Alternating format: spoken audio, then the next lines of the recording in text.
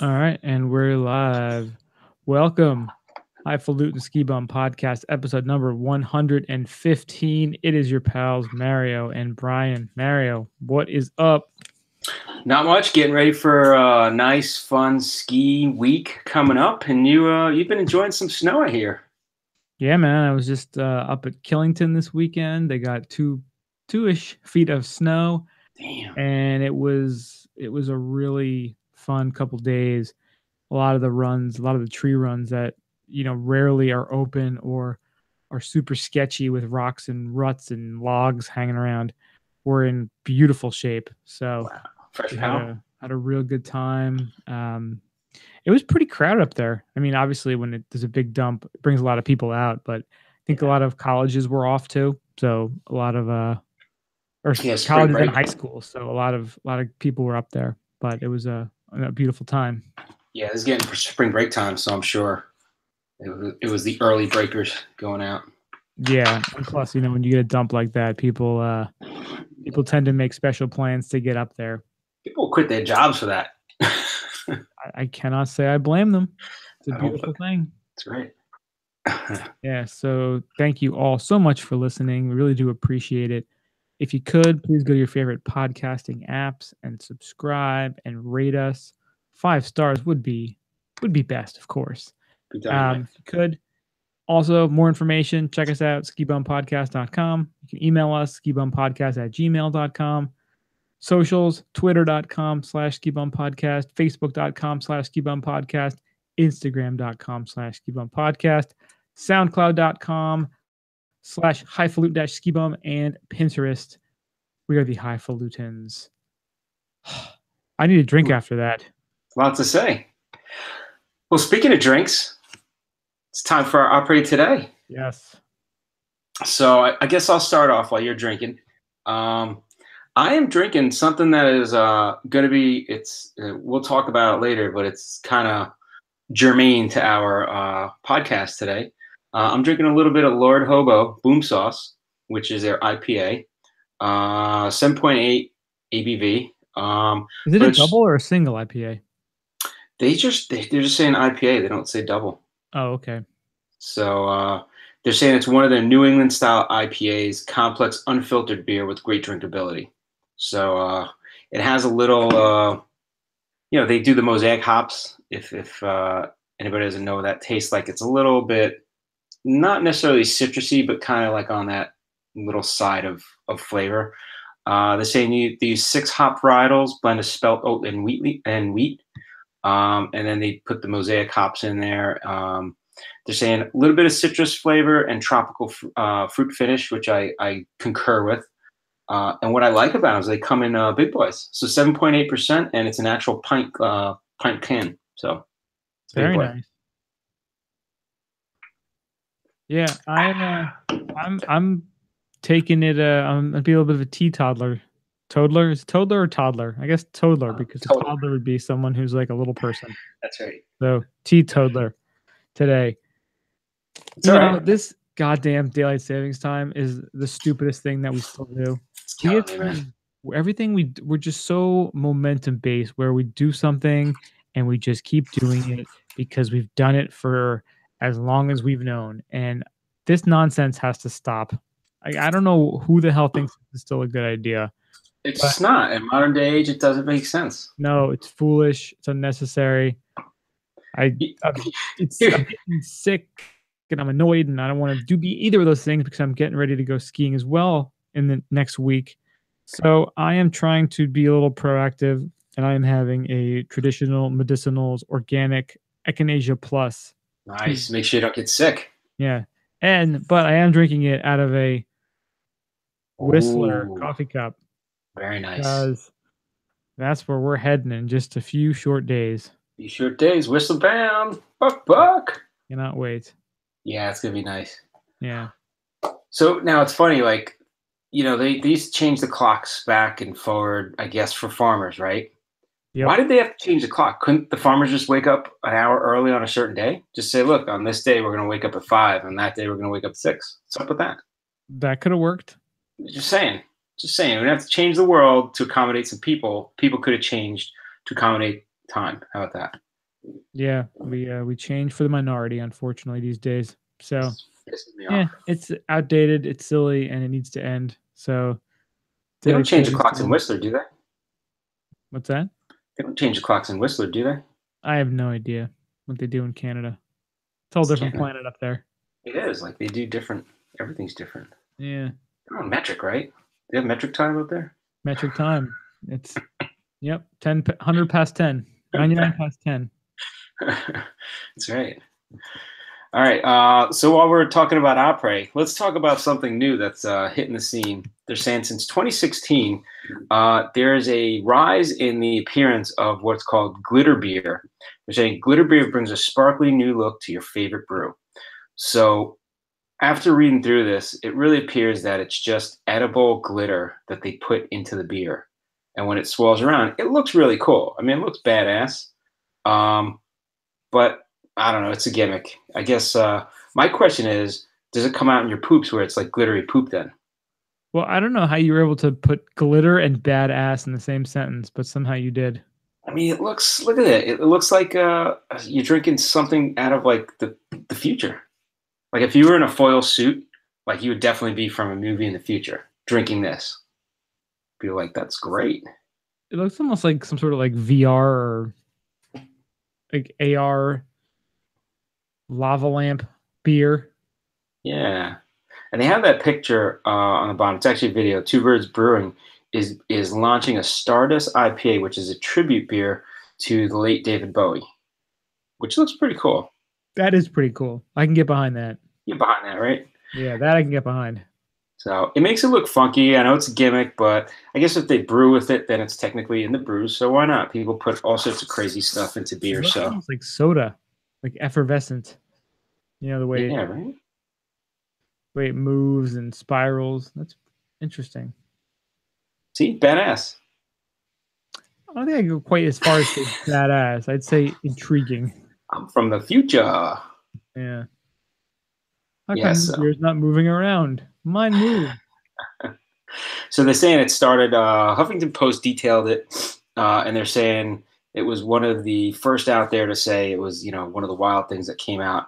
And they're saying Mermaid Tail Beer from Seabright Brewery in Santa Cruz, California, I guess kind of started this. And they said they added like all this cool stuff, lemon drop hops, blood orange flavoring, and then they added the edible glitter to the mix. And just from there on, people were like, I need a sparkly, shiny, glittery mess. I mean, so you could put that into anything. But this could be big news for PBR. They could, if they want to update it and make it a little more, appeal to the ladies or the younger crowd, put some glitter in there. Dude, Old English with glitter. Ah, think about that. Night Train. Oh, Glitter. Glittery Night Train. Glitter Train. Yeah. It's got potential. Yeah, I can almost imagine that your poops have to be like glittery. It's not gonna be. Yeah, I'm sure you probably get like cancer instantly too from it. Cancer the ass from pooping it out. Yeah. It's like made with like asbestos flakes. Ah, that's a good use for asbestos. What else were we gonna use it for? I guess, yeah. But terrible idea. Yeah, the glitter's got to go somewhere. Let's just put it that way. And if it stays in you, that's even worse. Yeah, right. I'm sorry, your stomach's completely coated with glitter, so that's why your body's shut down. Was that the premise of that Mariah Carey movie? Which one? Glitter. Ah, yes, it was about the glitter beer. That glitter beer, she was and glitter poops. She was ahead of her time. Well, she used to eat diamonds and then poop them out, and then she'd have the diamonds in the poop. Ah, there you go. I think if somebody actually did that, somebody would actually try to like sift through their sewage just to try to get the diamonds. I'm sure. You think Mariah Carey eats diamonds?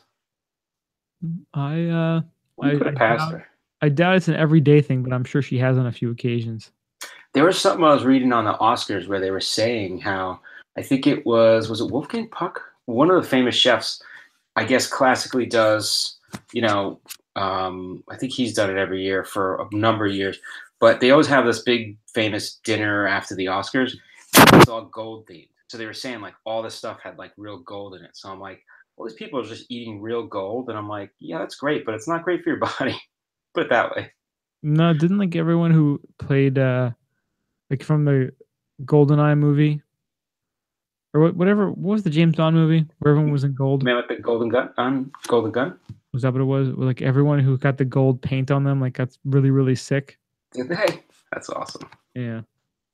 Yeah, it's not a metal that's happy to the body. Let's put it that way. No. So, hey, but if you're rich and you want to eat it, go right ahead. Go for it. All right. So now we're gonna make a quick little mini stop in the gondola this week. So this week, Frank our and pal Meeks. Frank and his bit of the week.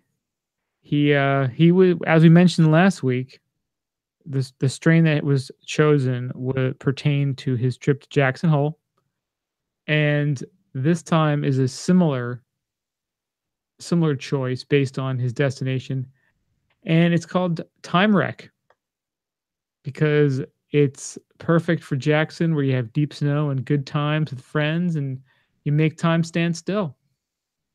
Bred by TGA Genetics, Time Wreck is a 70% sativa cross between Vortex and Blood Wreck.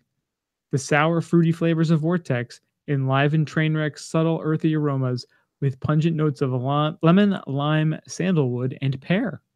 Time Wreck's high times cannabis-winning THC content delivers potent relief to severe medical symptoms, but novice consumers should be wary of this sativa's intensity. In large doses, Time Wreck induces a disorienting euphoria that begins to justify the strain's name, but smaller amounts are more likely to bring on engaged creativity and energy. Time Wreck typically produces moderate indoor yields following its 60 to 70 day flowering time. Large doses, disorienting euphoria. That's pretty freaking awesome. Euphoria. That sounds awesome. Yeah, what's bad about that? So the big effects: euphoric, happy, uplifted, energetic, and then talkative is pretty high up there too. So I guess you just get high, happy, and just start talking like crazy. Let's look at the negatives: dry eyes and dry mouth, and good amount of anxiousness. It seems like a small price to pay. Well, the anxiousness isn't that big, but it's the dry eyes and dry mouth. So Yeah. you got dry mouth and you're talking a lot. So that's going to be pretty funny, actually. But that's a small price to pay for disorienting euphoria. Hey, they say it's excellent for stress, really good for depression, very good for pain and fatigue, and I guess pretty good for eye pressure. I don't know what that means, but I guess if you have glaucoma, that's what That's true. So that's the medical piece of it. So that sounds. I don't know. My mom has glaucoma. I think I'm out to get her some of this. There you go. Go to my son. Help her out. That's right. Some Time Wreck. Yo, man, you got some Time Wreck? Yeah. So thank you, Frank, for passing that along. We'll have to. Gotta get him on the show soon. We'll have to hear how his trip to Jackson was. Yeah. Yeah. All right. With that, let's head into the ski news.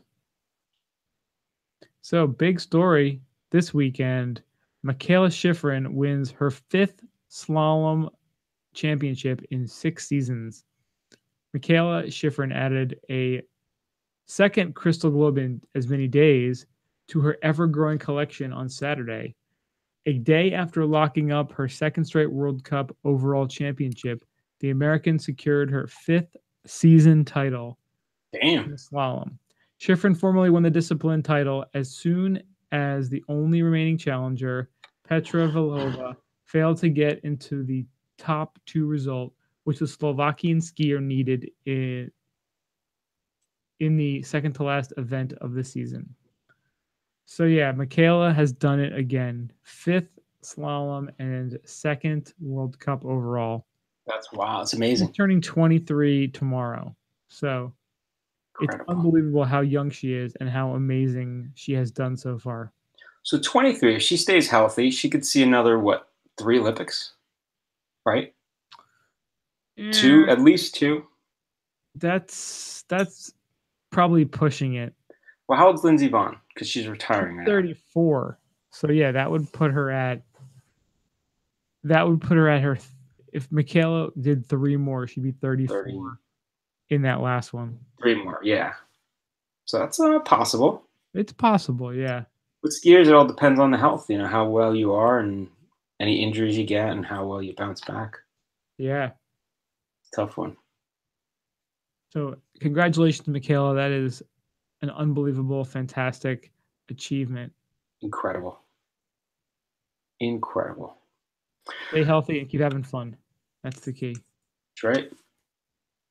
Next up, we got after huge snowfall, 2 inbound avalanches hit California ski resorts. So there's a bunch of this going around. There's a bunch of blurbs we got, but so 2 people died in avalanches in the backcountry in Washington's Cascades.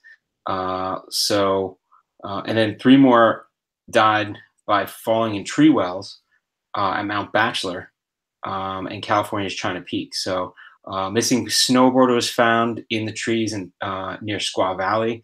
So there's a lot of stuff going on. People got to be really kind of careful. So yeah, it's just a lot of stuff going on. I think I'm reading all over the U.S., even in Europe. There's a lot of avalanches. There's a lot of snow falling in places. So Yeah, we've talked about it in the past how, we're always searching for powder and chasing powder, but along with the positives of getting to ski it, there is a lot of danger and a lot of potential negatives that are there. And what went down on the West Coast last week was a classic example of just that. I mean, it sucks. It really is sad that to have that many people dying from all these different incidents in different ways too. yeah. I mean, the avalanches really freak me out, but I tell you what freaks me out even more is the tree wells. They're saying through separate incidents at Mount Bachelor, Mount Bachelor, and then the one at China Peak, one snowboarder and skier fell into tree wells in separate incidents and were covered by snow. So I guess people couldn't even find them. Oof. That's freaking terrifying. Yeah. Yeah. So I mean, you all you can really do is just try to avoid those, getting that close to trees and make sure you're always, skiing or boarding with a buddy. We were talking about the Avalon today Yeah. earlier. That's a good piece of equipment to have. Maybe it comes in handy, maybe it doesn't, but you never know. Yeah. If you're gonna be out there in the powder, just be careful, people. Make sure you have a plan, you have all your gear, and be careful. That's all you can do. Speaking of that, big storms hit all over the United States and Canada last week. We mentioned it earlier in the podcast that I was up in Vermont, up at Killington, and they had 2+ feet of snow. There was other parts of Vermont, particularly the Stratton Mount Snow area, which is a little further south. They had 3+ feet of snow. Damn, that's a lot of snow, man. There was a video that Mount Snow posted where they're like, "This trail was groomed at 4 a.m." and then it shows a guy skiing down. Like, this is 7:30 a.m. It's like to his knees. Damn. Yeah, it was pretty remarkable storm. It hit really hard. That's pretty nuts. Yeah, so all over, specifically last week in the East, Vermont, New Hampshire, New York, and Massachusetts got hit. And you know what? It's nice timing too, because the one positive about daylight savings time is that, towards the afternoon, you do have a little bit more sunlight. So if you want to be out there till 4 or 5 o'clock, you have that ability now. You have enough light that you can go out there and ski a little bit longer. And now with all this snow, a lot of the mountains will still be able to be open the next, 3, 4, 5, 6 weeks. Yeah. Which will be nice. So plenty of time to get some turns in the rest of this, late winter, early spring season. Where's the old 3? Just look at it that way. Yeah. Really only ski until 3 o'clock then. Right? Mm-hmm. Let's see. Copper Mountain transforms Center Village guest experience with the replacement of 2 chairlifts for the 2018-2019 season. So Powder, the parent company of Copper, announced that they are going to continue enhancements to give better guest access to the mountain. So they're saying that they're going to put in They're going to replace the American Eagle and American Flyer lifts with high-speed combination and bubble-style lift service slated for next season. So, of course, they got to get approval, but they're saying replacing the most popular mountain access lifts will significantly improve how guests experience some of their best skiing and riding on copper.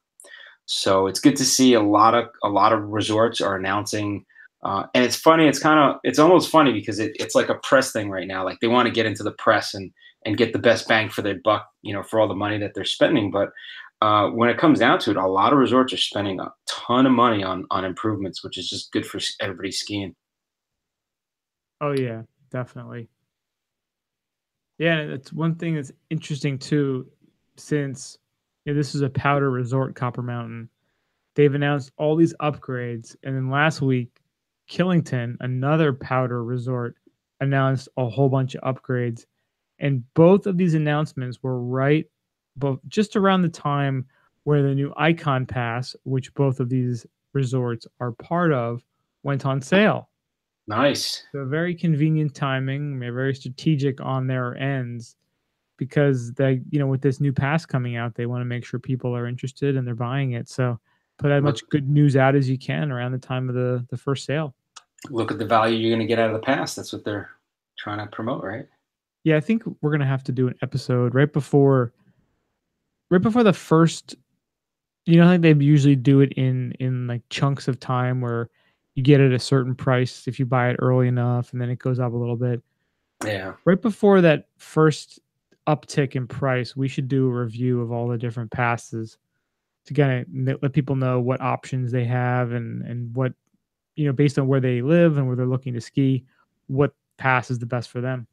Well, because they're all going to compete at the last minute with something extra they put in there, some little, get some bucks at your, some dollars to spend on something, or you never know. Like I imagine it's getting very competitive with it, but in Oh our yeah. favor. Yeah, and then they're always trying to, like poach the rest of the resorts that are not part of either one of them yet, to give more options to people and make it more intriguing. And it's all good. Yeah.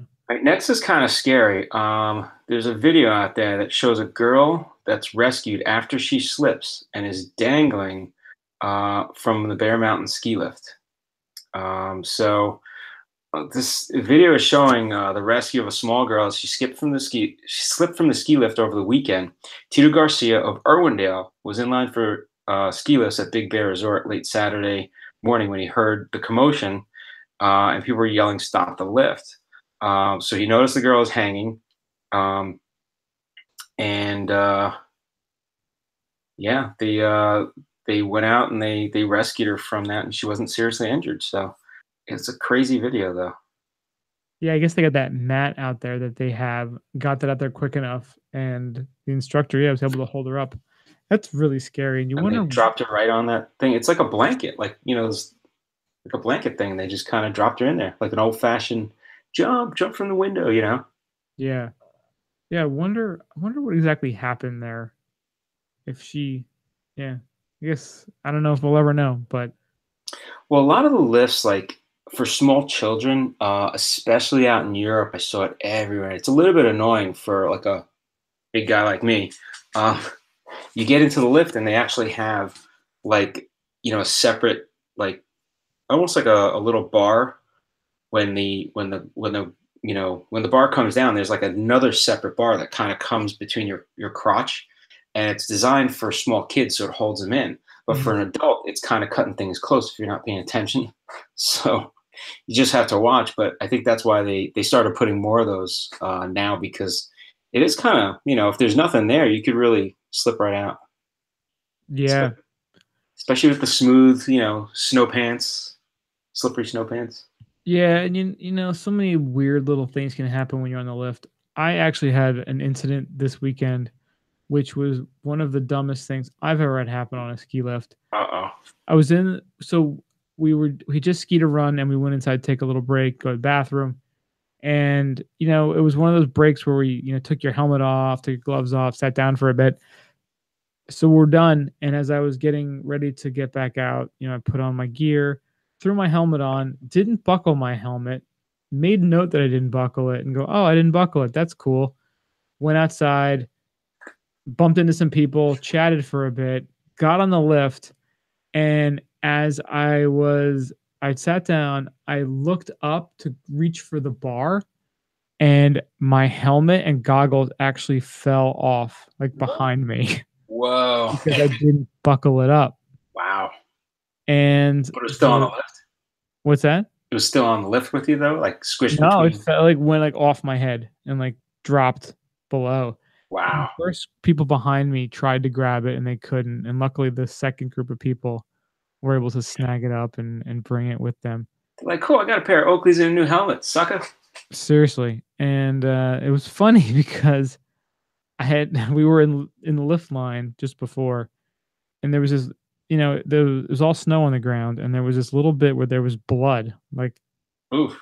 bunch of drops of blood right there, and I was making the joke. I'm like, "Happy International Women's Day," Ah, but apparently my joke was not that funny to the karmatic gods, and they're like, "You know what, asshole? Watch this."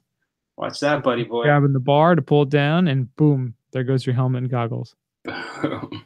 So I felt like an ass, and it was, like, snowing too, so it was, like, You just, had like, to ride the smacking me in the whole way face up. and Just cold. you had to ride the whole way up like an ass, just sitting there saying, "Yeah, I'm the ass that dropped this stuff." But you know what? It's a valuable lesson learned, It you is. gotta buckle your helmet. It is. Yeah. It's like you're like the special guy that people are like looking like, look at that guy he's skiing without a helmet and without a hat even. That's pretty crazy. Yeah. You know who does Luckily, it didn't have to ski down anywhere. It was you know just who does that? Our buddy Harry. good old Harry. He skis with goggles and nothing else once in a while. It's weird. Bad man. Bad man. But crazy, crazy stuff. All right, and then we got one more funky little story here. It looks like the good folks at NetJets and Four Seasons have come together to create an ultimate ski adventure package. It's about time. I know, right? Been waiting my whole life for something like this. They have come up with this special 6-day ski adventure between Jackson Hole and Vail. That's It's designed to help you avoid the crowds and skip the lines in two of America's best ski destinations. it is dope as it is dope as hell, dude. So this trip is available, and it will charter up to 14 guests and is available until the last snow of the season. And I'm watching this video, and we're trying to figure out exactly how it works. It looks like you start in Vail, and then they fly you from Vail on your private jet, a 40-minute flight to Jackson Hole. Is that right? Yeah, that's what it looks like. And it says it's a 6-day adventure, so I don't know how many. I can't figure out exactly how many days are in each place. But the list of amenities are pretty ridiculous. So it says, so you build your own adventure with exclusive options. And that includes in Jackson Hole, private jet by NetJets, 3-bedroom residence at the Four Seasons Resort and Residence Jackson Hole, personal ski concierge, Four Seasons gourmet lunch served slopeside, exclusive chef's table experience at West Bank Grill. Then at Vail, you get your private jet travel by NetJets, designer residence with 360-degree mountain views at Four Seasons Resorts and Residence Vail, direct to lift guide and passes, snowcat to Game Creek for a cozy chalet dinner, a private mountaintop lunch prepared by a Four Seasons chef, and a personal butler. Oh, and I'm looking at it now. They have the details, and you get to take your first ride on new handmade skis that are fitted and custom designed just for you. That is not too shabby. I kind of like that. Damn. Which is actually kind of a nice little interlude into our main topic. Exactly. Yes. Last week, Mario and I spoke to Mark Wallace, who is one of the founders of Parlor Custom Skis. And we had a great conversation with him, talked about, how they came, how they created their company, why they did it, what they do, some of the offerings they have now. And I came away from it really impressed and really excited to check out more. Um, I think the I'm people that are there, like Mark, is just like very into it, very like you super hands feel, but you feel like you're having a custom, like a personal conversation, not like a generic, like, yeah, I make skis and I make it for, no, it's like, what do you like? You like, you'll hear in the interview. It was really good. Thanks for doing that, Mark. It was Yeah, awesome. thank you so much. And it was cool because you really got to see you get to the way that the way the things they think about when they're building a ski for somebody was really interesting to hear. And what some of the classes and workshops they offer where you can actually partake in your own ski building was really interesting and cool. So without further ado, here is the interview with Mark Wallace from Parlor Custom Skis. Boom. And we're done. All right. A little under the ropes to go. And All right. So I hope you guys enjoyed that interview. If you have any more want more information, check out the show notes at skibumpodcast.com. We'll have all the links and all the information regarding Parlor Skis, the custom build experience, the shop nights. So check it out. And now it is time to finish up with Under the Ropes. boom. All right. So first up, I'm going to take the first one. Do it. All right, so Greece suspends a soccer league after a team owner invaded the field with a gun to confront the ref. Now, I've seen a lot of soccer games that, on TV and people get heated, but you always hear this crazy stuff that happens on like these local little leagues. But I guess this is a pretty big league. It's the Greek Super League. And they're saying the dude came out. He was upset about a call. And it was, what is it? It was an abandonment game between PAOK, I have no idea what that stands for, Salonika, and AK Athens on Sunday. And it was abandoned after the owner invaded carrying a gun. So I guess he was upset. He had a gun on his side, and they were like, whoa, whoa, whoa, what are you doing, man? So, and he was looking to take it out too. So I think they had to jump him. There's all kind of pictures too, like from the AP on their Instagram account. Yeah, it shows this guy Oh, he was going to gun shoot him, ready, man. ready to pull it out. I guess they disallowed a goal in the 89th minute of a 90-minute game, with a few minutes extra time. And it was a huge game between the two teams, and this guy Ivan stormed the field with a gun on his hip. They stopped the game, and they were like, "No, we're going to abandon the game. That's it. We're not even going to continue for the last minute, 2 minutes, because you're a dumbass." So we think we got problems in this country. People have problems everywhere, man. That's true. Not we all have our none of us are innocent. No country. And it's crazy that this guy like just had it exposed pretty much too, on his belt. I've heard there was a story, was it 2 years ago, where somebody in Brazil cut another person's head off after a game. It's like there's all sorts of weird stuff that you hear about. Oh yeah. People getting too carried away with that stuff. Yeah, people need to chill out a little bit, maybe take a couple deep breaths before taking any crazy actions. It's great. Yeah. It's crazy. All right, next up, David Chase revives The Sopranos with New Line prequel movie, The Many Saints of Newark.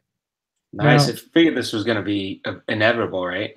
yeah, I mean, they've been talking about it ever since the show ended back in 2007 that there was going to be some sort of, follow up, a movie, a something.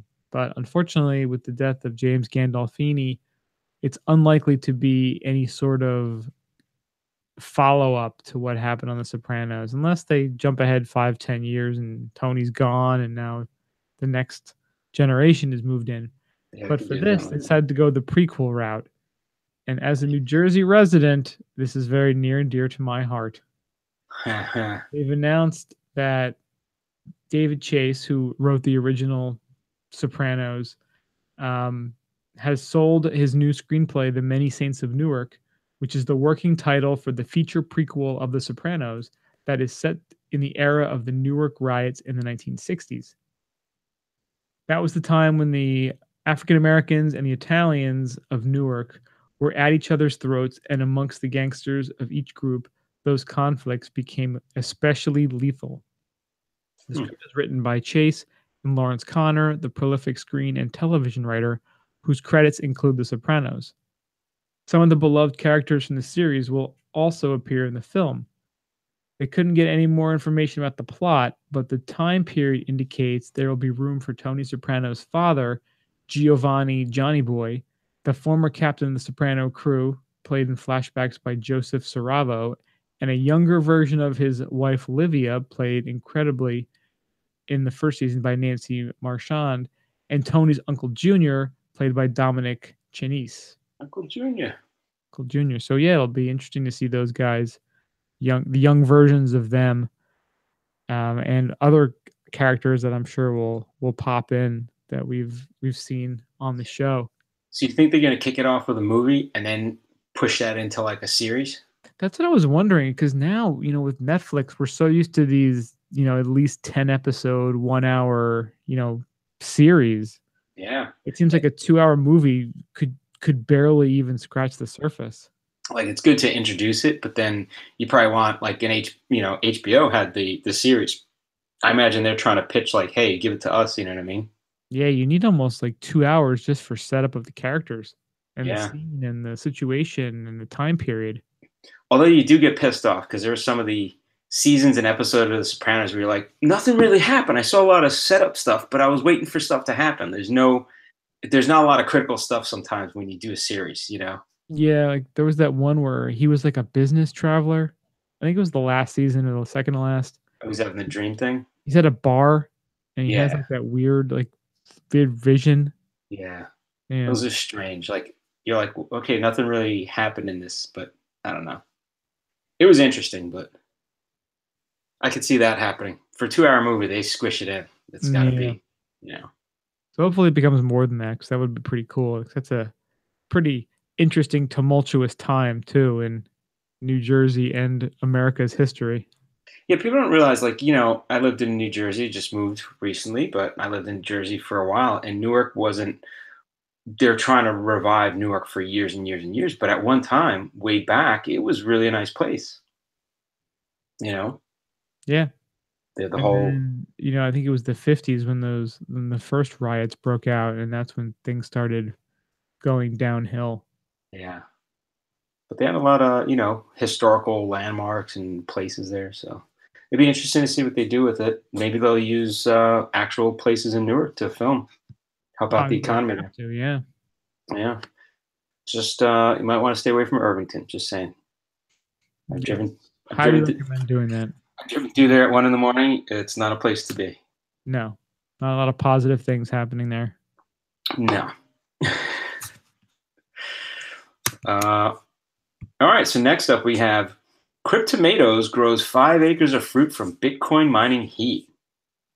So, Brian, you could you read this article. I just kind of skimmed through it, but this looks pretty cool. Yeah, this was neat. So one of the big I don't know if complaints or points of contention recently in the cryptocurrency world, not that there hasn't been a billion different problems lately, but one of the things people have talked about, and of course, in the world that we live in with our media now, people hear one comment, it vaguely makes sense to them, and all of a sudden they're advocates for that point of view, which has happened in the Bitcoin mining space because someone posted an article how it's wasting so much of the world's resources compared to, transportation or other, more useful energy consuming activities, which is actually incorrect. The amount of energy being used is a lot of it is just bio waste energy. A lot of places that have, extra energy because they're in colder climates or they have a lot of oil or solar are benefiting because they're able to, use that that energy that would often be wasted. See, my argument back to those people with that argument that say it's bad, it's wasting energy. How much energy is wasted on Xbox every day? Is that being used for any good? No. So, TV, let's put it that way. Yeah. Yeah, it's kind of one of those things where, don't People wanna call something else out that they don't use or they're not part of as like, oh yeah, that's the culprit. Like, we're all the culprit. Let's put it that way. spot on. You're absolutely right. It's one of those things where it's, well, this person that I know who has the same political beliefs as me believes in this, so I'm gonna jump on that bandwagon too.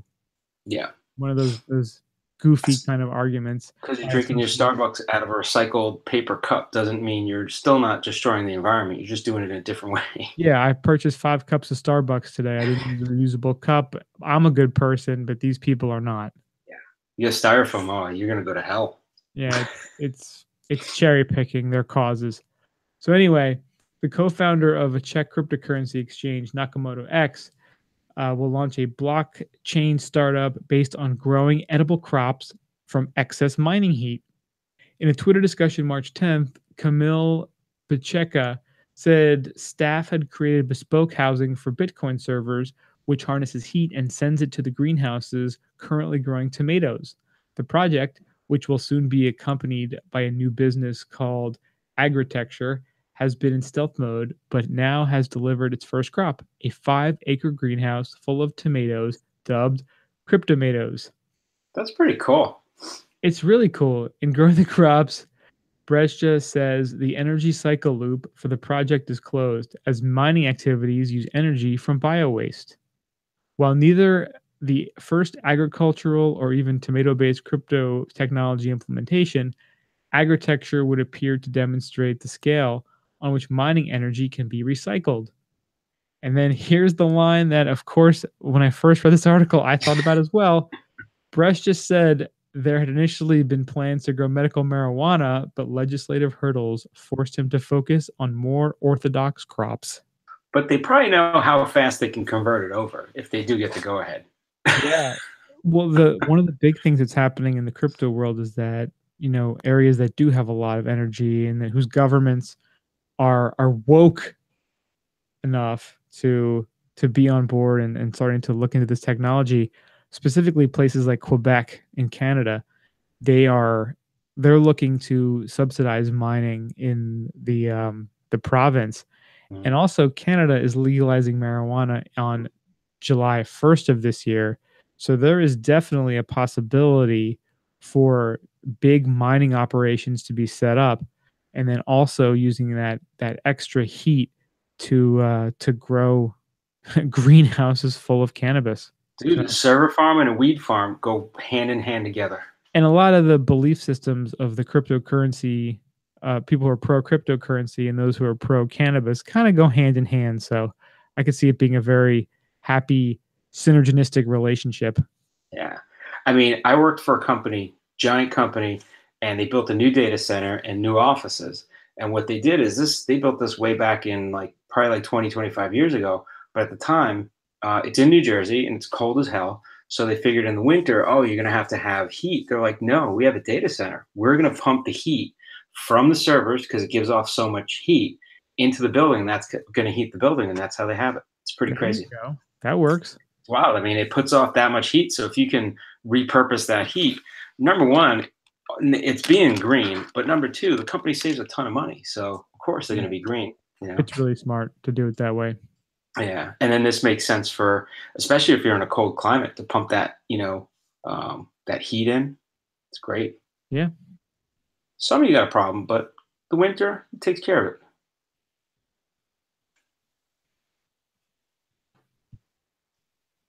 Tomatoes, I like that. They could brand them. All right, I'm going to take the next one. Sure. Take the next one. All right, so we love Elon Musk. Now, I was trying to look up today if there's a term for people that follow Elon Musk as a habit, as like a Muskian. Like, what would you consider us? So I think we're both a little bit Muskians, but so Elon Musk came out this week and he said SpaceX will launch a rocket to Mars in 2019. So I love this. We got to push the envelope. I saw something on Netflix 2 days ago called it was something about Voyager.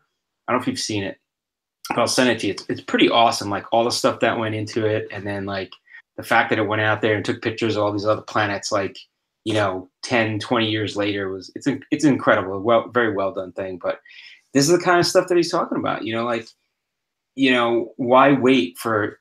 At what point are you going to wait to send something to Mars? Like you got to start doing it. Now's the time. It's going to be late when you want to do it. If you wait. Yeah, and as much as I love Elon Musk, by him saying 2019, that means 2024. Yeah. Based on how isn't he? Like, he's just so busy. Well, so in the book, you read the book too. Like they just describe him as he's a very positive, very much of a positive thinker. Very much believes that people can do anything if they put their mind to it, and that's the push and the drive. And people get driven very hard that work for him, and he drives himself very hard. But it's this idea that it's a very important thing that they have to do to, especially with SpaceX, to populate other planets so that if there is an extinction event on the Earth, we survive as human race. That's the biggest thing, like sitting in the back of his mind, and it is, if you think about it, that should be a pretty big concern for everybody in this. It's a very noble cause, that's for sure. Yeah. I mean, he's not doing it for his own, maybe he has an ego, maybe, but behind that is to save the human race, so I think it's pretty interesting. If you were like a multi-billionaire, I don't know if I would be spending that much time trying to save the human race as much as I would just having more fun. Maybe he's building a space station that we don't know about, just in case. I think it's already built. That's his bunker, man. It's his bunker. It's already done. He's got a rocket ready to go. He could probably be there in no time. Just boom, I'm out. Musk out. Musk out. So he says by the middle of next year, short flights could begin. So I imagine, though, there's a lot of stuff they have to do. People are like, oh, they're going to send people out there. Well, wouldn't you want to probably first launch a satellite or two around Mars just to have it? Because what are you going to do? Wait till you get there and say, oh, we need a satellite for communication. Like, I imagine they should start sending stuff over there before we even think about sending people there. But sending like pedophiles. So like a whole bunch of pedophiles and launch them out there. And if something happens, like, well, oops. Hey, penal colony, right? Just be a little Australia. Yeah. That's how Australia started. You got to start with someone. So might as well grab some criminals or something and launch them up there. I think Musk wants to send a bunch of stuff over there because he already sent his car. I think what he's going to do, he's going to send more of his shit over there because then he's going to go over there and be like, I already got my house. And it got shit it's like circling. It's got to land it now. Maybe it's Instapot. So he can make his own wine when he's over there. It's got a bunch of like 20 Instapots. Toaster. Like a weed grower, one of those machines that grows all the weed for you. Oh, like a hydroponic setup. Yep. Blender. Exactly. Bulletproof coffee maker. Elon's no fool. He's got a plan. I wonder what he's going to take. See, that would be great. Like, what would you, if you had a design, like what your little space environment would encompass? Like, what would you bring? Well, now, are we using The Martian as accurate, like an accurate portrayal of what's possible? Dude, if you want to bring a case of beer and like 2 pair of underwear, that's up to you. Well, I'm just looking for things that, like, what can I bring up that I can regrow? Well, that's just it, right? You got to start thinking about that. And coffee beans probably be pretty important. Why don't you just bring a shit ton of Twinkies? They're going to last for like 50 years. Yeah. How long are you going to live? Like, I got to live to be like 100 and something years old. Well, I guess you want to bring marijuana and coffee. I think with those two things, you can pretty much get everything else kind of online. A bunch of processed foods. Put Amazon. You could have Amazon ship that shit to you. Well, wouldn't it be amazing if, say, imagine the soil makeup of Mars was so that if you did put a Twinkie in a wrapper in the ground, it would somehow grow a Twinkie tree. Whoa. Can you imagine if it made weed grow like 3 times as fast? One plant would yield like a year's worth of weed. That would be pretty sweet. Next to the Twinkie tree, and somehow they cross-pollinated.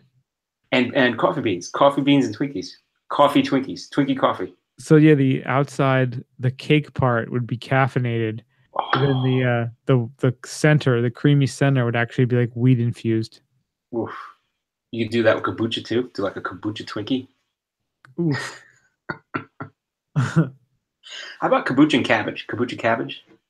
Twimbuchi. Kombucha. Yeah, what are the ding dongs? Like anything really processed? Maybe Chef Boyardee. Ding You ever dong. have Ring dings. ring dings? Little Progresso soup. Soup in Little a Debbie. packet. Little Debbie. God, I used to eat so much Progresso scoop when I was like just out of college. Dude, you wouldn't be able to. Well, actually, it's cold out in space, so you'd be able to like have ice cream makers all over the place without having to chill them down. Yeah. You have ice Yeah. cream all the time, every day. Who knows what the soil of Mars is capable of, though? Yeah, What an maybe ice some cream. sort of like replicator soil where there's some sort of something in there that, say you put a pint of Ben and Jerry's in, you put it in the ground, and all of a sudden you got a tree full of Ben and Jerry's. Boom. Ben and Jerry's with the Twinkies and the coffee. You got it made. You got it made. How do we know, Willy Wonka isn't already there? Well, what if you build a big spaceship that's like a big dome, and you just crash the spaceship into Mars, like kind of crash land it, and then that's your structure. You live out of that. Everybody does all this like I don't know. Everybody does all this like fancy like we got to build this structure and all. Take that fucking spaceship and just plow it into the thing and live out of that. How about that? How about do it ghetto style? I guess it's all about surviving the landing. Yeah, well, you could cushion the landing, but you just put the ship down there. Like that's it. Fancy landing. That could work. And then while you're out there, you're like, I'm grabbing I know a roadster that's like circling around. I'm gonna grab that shit, drive it around, put some big ass tires on that thing, lift it up, put your treads on. I guess you're a Mars rover then. Yep. Oh yeah. Think of that. No speed limit. You just be doing whatever the hell you want. All right. And with that, we got one more story to finish off the week. And this has got a little sprinkling of ski information. Lindsey Vonn was rooting for Tiger Woods along with the whole sports world. Oh. Yeah, Lindsey Vonn and Tiger Woods broke up in 2015, but like the rest of the sports world, Vonn was rooting for the golfer to bring back some of his magic at the Valspar Championship, where he tied for second on Sunday. I loved him and we're still friends, she told Sports Illustrated earlier this year when asked about Woods. Sometimes I wish he would have listened to me a little more, but he's very stubborn and he likes to go his own way. I hope this latest comeback sticks. I hope he goes back to winning tournaments. Wow, it's a little bit of a jab if you think about it. Yeah, but Lindsay's single now. That's what they were implying. They're like, she's single. He's dating some chick now, but she's like, what's up, Tiger? But yeah, the fact that she said, like, sometimes I wish he would have listened to me a little more. That's right. You can't hold Tiger back. He's got things to do. And I love the picture they used and this is what she was up to then. I'm like, whoa. She was skiing. Yep. Yeah, so I didn't even realize Tiger was coming back, but good for him. Yeah, he finished second in the tournament. Now, the other thing about this, which I wanted to mention, which I didn't know after all the years of knowing my mom, that she's a Tiger Woods fan. Oh, really? She like watched the tournament on TV. I'm like, what? She's like, oh yeah, I want to watch Tiger Woods. He hit the ball so great, and he did a putt. I'm like, I didn't know you watch golf. She's like, oh yeah, I've been watching golf for years. I'm like, she's like, your father didn't want to watch it. I used to watch. I was the one that always wanted to watch it. I'm like, what? So I found out my mom's a golf fan and is a Tiger Woods golf fan. I'm like, it's really very weird. Look at that. I had no idea she was into golf. That is awesome. So, Tiger, if you're out there, you want to, make a 78-year-old woman happy, stop on by. We're in Newport Richey. Just let me know. You're not far from Jupiter, right? Isn't that where he is? Yeah, about 4 hours. But if he's, on his way back from the Valspar, it was right here in Tampa. Stop and say hi. There you go. Yeah, his next tournament's going to be Orlando. So that's on the way too. Just saying. Yeah, maybe you should give back a little bit, Tiger. Get some good karma points. But he tied for second, so he's making his big comeback now. He looks good. Dude, that's good to hear. He fought back. He was like in 12th, and he came back. Yeah. So you got golf groupies at all ages, bro. That's true. She's single, just saying.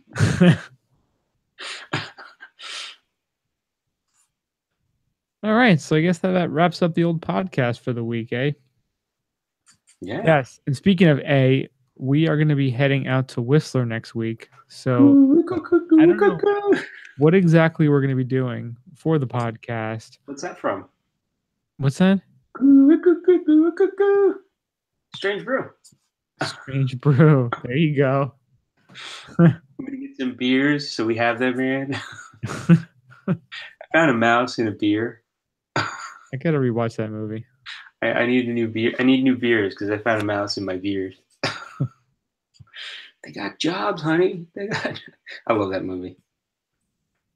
That was Rick Moranis, right? It sure was.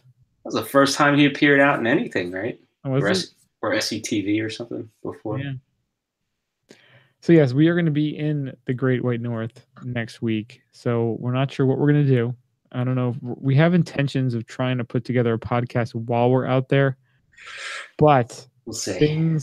Things fall apart sometimes. They fall apart rapidly, usually, especially when we're together. It just kind of spirals out of control. And yeah, it usually tends to be. And you know what? And I'm not there the whole week. I'm only there from Wednesday to Sunday, so I need to kind of maximize my time there. But hopefully, we'll be able to pull something off. Worst case, we'll have plenty of pictures posted and tweets and Facebook. Well, I think it's like it's a good group. Like we got our buddy Ram out there with the ski club. Nick and Liz are going to be out there. That's going to be kind of sweet. Allegedly, Cody's going to be out there too. Get out of here. Yeah. Cody sighting. So, yeah, we got a lot of friends that are going to be out there. So it should be kind of cool. Yeah, it's going to be a good time. So, yeah. I think you're staying in the same hotel too, which is pretty funny. Yeah. So be sure to follow us on everything on the socials because we're going to be posting all the time. Lots of fun stuff. Hopefully the snow will be good. Hopefully we'll have good weather. And we're super looking forward to it. So thank you again for listening. Check us out, skibumpodcast.com. Send us an email, skibumpodcast@gmail.com. Be sure to look for all of our posts, especially next week. Twitter.com/skibumpodcast, Facebook.com/skibumpodcast, Instagram.com/skibumpodcast, SoundCloud.com/highfalutin-skibum, and on Pinterest, we are the Highfalutins. So hopefully we'll talk to you next week. If not, the week after, and we will give you a heads up and recap of our trip to Whistler. So until then, we will see you next time. Stay high, stay fluid. See ya. Boom. Oh, we're going to have a good trip out there.